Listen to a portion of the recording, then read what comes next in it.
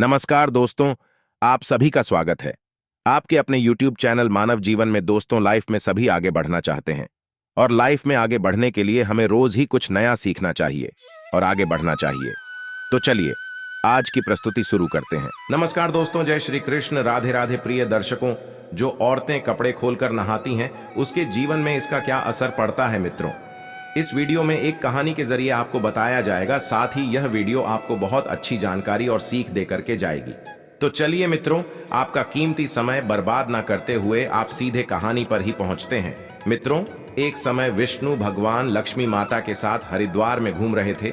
लक्ष्मी माता ने देखा कि समस्त मनुष्य गंगा में नहा नहा कर हर हर गंगे कहते चले जा रहे हैं। प्रिय दर्शकों, अगर आप यह कहानी सुन रहे हैं तो पूरा सुनिएगा, क्योंकि आधा अधूरा ज्ञान कभी किसी के लिए सही नहीं होता।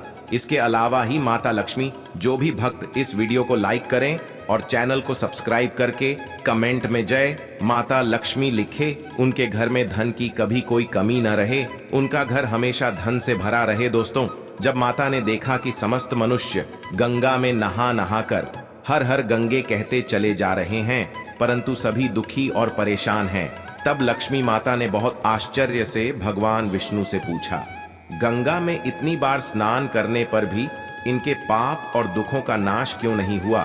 क्या गंगा में अब सत्य पता नहीं रही? भगवान विष्णु ने कहा, गंगा में तो वही सामर्थ्य है, परंतु इन लोगों ने पापनाशिनी गंगा में स्नान ही नहीं किया है, फिर इन्हें लाभ कैसे हो? लक्ष्मी जी ने आश्चर्य से कहा कि स्नान कैसे नहीं किया? सभी तो नहा कर जा रहे हैं, अभी तक इनके शरीर भी नहीं सूखे हैं। भगवान विष्णु ने कहा, यह लोग तो केवल जल में डुबकी लगाकर आ रहे हैं, तुम्हें कल इसका रहस्य समझाऊंगा। दूसरे दिन बहुत जोर की बरसात होने लगी, गलियां कीचड़ से भर गई। एक चौड़े रास्ते में एक गहरा गड्ढा था, चारों ओर कीचड़ भर रहा था और भगवान विष्णु ने लीला से वृद्ध रूप धारण कर लिया और विवश की इस तरह गड्ढा में जाकर ऐसे पर गए जैसे कोई मनुष्य चलता चलता गड्ढे में गिर पड़ हो और निकलने की चेष्टा करने पर भी ना निकल पा रहा हो।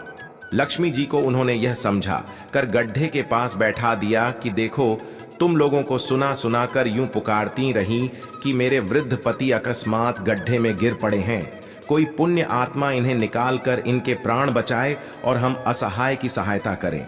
और भगवान विष्णु ने यह भी समझा दिया कि जब कोई गड्ढे में से मुझे निकालने को तैयार हो, तब इतना और कह देना कि मेरे पति सर्वथा निष्पाप है, इन्हें वही छुए जो खुद भी निष्पाप हो। यदि आप निष्पाप हैं तो इनके हाथ लगाइए, नहीं तो हाथ लगाते ही आप भस्म हो जाएंगे। लक्ष्मी जी तथास्तु कहकर गड्ढे के किनारे बैठ गए और आने जाने वालों को सुना सुना कर भगवान विष्णु जी की सिखाई हुई बात कहने लगी। गंगा में नहाकर लोगों के दल आ रहे हैं और सुंदर युवती को यूं बैठी देखकर कई के मन में पाप और कईयों को कुछ धर्म का भय हुआ, कई कानून से डरे और कुछ लोगों ने तो लक्ष्मी जी को यह भी सुना दिया कि मरने दे बुढ़े को, क्यों उसके लिए रोटी है। और कुछ दयालु चरित्रवान पुरुष थे, उन्होंने उस युवती के पति को निकालना चाहा, परंतु लक्ष्मी जी के वचन सुनकर वे भी रुक गए। उन्होंने सोचा कि हम गंगा में नहाकर आए हैं तो क्या हुआ, पापी तो है ही, कहीं सहायता करते समय हम भस्म न हो जाए। इस स्त्री के कथन के अनुसार हम खुद भस्म ना हो जाए। किसी का साहस नहीं हुआ। सैकड़ों आए, सैकड़ों ने पूछा और चले गए। संध्या हो चली। तब भगवान विष्णु ने माता लक्ष्मी से कहा, देखा आया कोई सच्चे हृदय से गंगा में नहाने वाला। तब थोड़ी देर बाद एक जवान हाथ में लौटा लिए हर हर गंगे करता हुआ निकला। लक्ष्मी जी ने उसे भी वही बात कही। युवक का हृदय करुणा से भर आया। उसने भगवान विष्णु को निकालने की तैयारी की। लक्ष्मी जी ने रोककर कहा कि भाई, यदि तुम सर्वथा निष्पाप नहीं होंगे तो मेरे पति को छूते ही जल जाओगे। उसने उसी समय बिना किसी संकोच के दृढ़ निश्चय के साथ लक्ष्मी जी से कहा कि माता, मेरे निष्पाप होने में तुझे संदेह क्यों होता है? देखती नहीं, मैं अभी गंगा नहाकर आया हो। भला गंगा में गोता लगाने के बाद भी कभी पाप रहते हैं। मैं अभी तुम्हारे पति को निकालता हूं। युवक ने लपक कर बूढ़े को ऊपर उठा लिया। भगवान विष्णु और लक्ष्मी ने उसे अधिकारी समझकर अपना असली स्वरूप प्रकट कर उसे दर्शन देकर कृतार्थ किया। भगवान विष्णु जी ने माता लक्ष्मी से कहा कि इतने सारे लोगों में से एक ने ही गंगा स्नान किया है। इसी दृष्टांत के अनुसार जो लोग बिना श्रद्धा और विश्वास के केवल दंभ के लिए गंगा स्नान करते हैं उन्हें वास्तविक फल नहीं मिलता। परंतु इसका यह मतलब नहीं कि गंगा स्नान व्यर्थ जाता है। गंगा स्नान का बहुत पुण्य भी है। इसके बाद भगवान विष्णु जी नहीं माता लक्ष्मी जी से कहा, अब मैं आपको वह 12 बातें बताता हूँ। जो भी मनुष्य इन 12 बातों को नहाते समय ध्यान में रखता है वह कभी भी दुखी नहीं रहता है। उसके घर में माँ लक्ष्मी का वास होता है, उसके घर में अपार धन आता है, घर में कभी भी लड़ाई झगड़ा नहीं होते, उसका पूरा परिवार हंसी खुशी जीवन व्यतीत करता है। तब माता लक्ष्मी ने कहा, हे भगवान, आप हमें यह 12 बातें बताई हैं। इसके बाद भगवान विष्णु उन बातों को दोबारा बताना शुरू कर देते हैं और माता लक्ष्मी बहुत ध्यान से सुनने लगती है। दोस्तों, यह 12 बातें आप लोग भी बिल्कुल ध्यान से सुनना। इसके बाद भगवान विष्णु कहते हैं, प्रिय, ये 12 बातें बताने के बाद मैं आपको एक बात और बताऊंगा। जो औरतें कपड़े खोलकर स्नान करती हैं उनके लिए यह बात बहुत ही महत्वपूर्ण है। तो ही लक्ष्मी, आप इस बात को बहुत ही ध्यान से सुनना। तभी विष्णु जी अपनी वाणी को शुरू कर और बताने लगते हैं। दोस्तों, विष्णु जी कहते हैं, स्नान करने से शरीर निरोगी रहता है और मन प्रसन्न रहता है। नहाने से चेहरे की क्रांति और शारीरिक आकर्षण में भी बढ़ोतरी होती है। अगर इस नित्य कर्म के दौरान कुछ बातों का ध्यान रखा जाए तो आध्यात्मिक से भी ज्यादा लाभ पाया जा सकता है। नहाने के क्रम में इन बातों का ख्याल जरूर रखा जाना चाहिए। नंबर 1, स्नान करने के बाद शुद्ध होकर पूजा पाठ आदि सारे काम करने के योग्य बनते हैं, इसलिए सुबह को ही स्नान कर लेना चाहिए। नंबर 2, शास्त्रों में कहा गया है कि स्नान करने से इन गुणों की प्राप्ति होती है: रूप, तेज बाल, पवित्रता, आयु, आरोग्य, नियोक्ता और मेधा। नंबर 3, धन, पुष्टि, आरोग्य और स्वास्थ्य।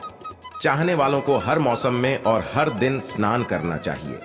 नंबर 4, शास्त्रों में कहा गया है कि सुबह स्नान करने से पाप का नाश होता है और पुण्य मिलता है। ऐसा कहा गया है कि सुबह नहाने वालों के पास नकारात्मक शक्तियां नहीं भटकती, इसीलिए सुबह स्नान करना ही उचित है। नंबर 5, बीमारी की हालत में सिर के नीचे से ही स्नान करना चाहिए। गीले कपड़े से शरीर को पोंछ लेना एक तरह का स्नान ही कहा गया है। नंबर 6, सुबह की लालिमा छाने से पहले ही स्नान कर लेना श्रेष्ठ माना गया है। नंबर 7, तेल लगाकर और देह को मल मल कर नदी में नहाना मना है। इसकी जगह नदी से बाहर निकलकर तट पर ही शरीर साफ करके तब नदी में डुबकी लगाना उचित है। नंबर 8, जिन घाटों पर कपड़े धोए जाते हैं वहां का जल पवित्र नहीं माना गया है, इसलिए वहां से कुछ दूर हटकर ही नहाना चाहिए। नंबर 9, नदी में 11 या 21 डुबकी का ही लगाना अच्छा बताया गया है। नंबर 10, पवित्र नदियों में कपड़े धोने की मनाही है। नदी में किसी तरह की गंदगी नहीं बढ़ानी चाहिए। नंबर 11, नल की तुलना में झरने का पानी झड़ने से ज्यादा नदी का पानी, नदी के पानी से किसी तीर्थ का जल, पीठ के जल से गंगा जल अधिक श्रेष्ठ माना गया है। नंबर 12, गंगा माता का कथन है कि स्नान करते वक्त कोई चाहे जहां भी मेरा स्मरण करेगा मैं वहां जल में आ जाऊंगी।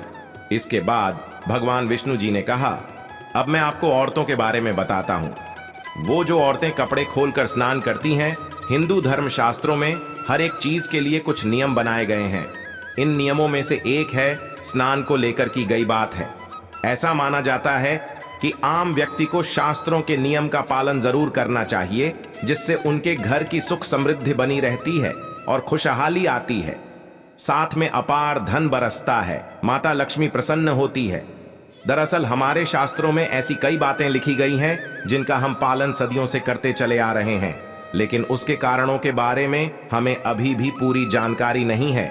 ऐसे ही नियमों में से एक है निर्वस्त्र स्नान करना। आपने अक्सर घर के बड़ों को ऐसा कहते सुना होगा कि कभी भी स्नान बिना कपड़ों के यानी निर्वस्त्र नहीं करना चाहिए। अगर हम पौराणिक कथाओं की बात करें तो निर्वस्त्र स्नान की मनाही का एक सबसे बड़ा कारण कृष्ण जी के समय से जुड़ा है। पौराणिक कथाओं के अनुसार एक बार जब गोपिकाएं सरोवर में स्नान कर रही थीं और वो निर्वस्त्र थी, उस समय बाल कृष्ण ने गोपियों के सभी वस्त्र छिपा दिया। उस समय जब कृष्ण जी ने उनके वस्त्र छिपा लिए और गोपियों ने अपने वस्त्र वापस लेने की प्रार्थना की, तब कृष्ण जी ने उन्हें समझाया कि कहीं भी बिना वस्त्र धारण किए स्नान नहीं करना चाहिए। इससे जल के देवता वरुण का अपमान होता है, इसलिए आपको निर्वस्त्र स्नान न करने की सलाह दी जाती है।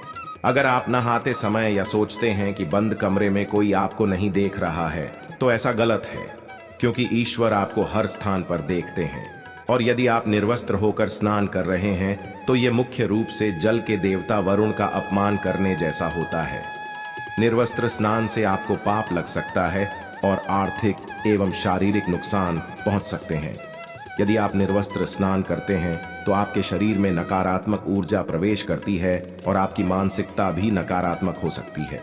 इसीलिए हमेशा आपको यही सलाह दी जाती है कि आप नहाते समय कोई एक कपड़ा जरूर धारण करें, लेकिन बिना कपड़ों के स्नान न करें, तभी आपके लिए बेहतर होगा। निर्वस्त्र स्नान से शरीर की सकारात्मक ऊर्जा शरीर से बाहर निकल सकती है और इसका प्रभाव आपके शरीर के साथ आपके मन मस्तिष्क में भी होता है। शास्त्र पुराण के अनुसार जब आप स्नान करते हैं तब आपके पितृ यानी मृत पूर्वज आपके आसपास मौजूद होते हैं। यदि आप निर्वस्त्र स्नान करते हैं तो आपको पितृदोष लग सकता है। ऐसे स्नान करने से आपके पितरों को तृप्ति नहीं मिलती है और यह घर में पितृदोष का कारण बन सकता है। और ये वस्त्रों से गिरने वाले जल को ग्रहण करते हैं जिनसे उनकी तृप्ति होती है। निर्वस्त्र स्नान करने से पितृ अतिरिक्त नाराज होते हैं, जिनसे व्यक्ति का तेज बल धन और सुख नष्ट होता है। इसलिए कभी भी निर्वस्त्र होकर स्नान नहीं करना चाहिए।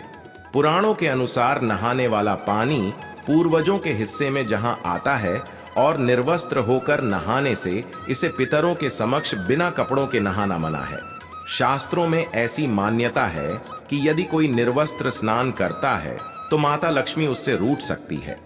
इससे आपकी कुंडली में धन हानि के योग बन सकते हैं और आपकी आर्थिक स्थिति खराब हो सकती है। इन्हीं कारणों से आपको निर्वस्त्र स्नान न करने की सलाह दी जाती है और शास्त्रों में भी इस बात की मनाही है। तो प्रिय मित्रों, कैसी लगी आपको यह जानकारी? अगर जानकारी अच्छी लगी है, पसंद आई है, तो कमेंट बॉक्स में जरूर बताना। आज के लिए बस इतना ही इस वीडियो में दी गई जानकारी। अगर आपको अच्छी लगी हो तो प्लीज हमारे चैनल मानव जीवन को सब्सक्राइब करें, लाइक करें और हमारे वीडियो में अंत तक बने रहने के लिए धन्यवाद।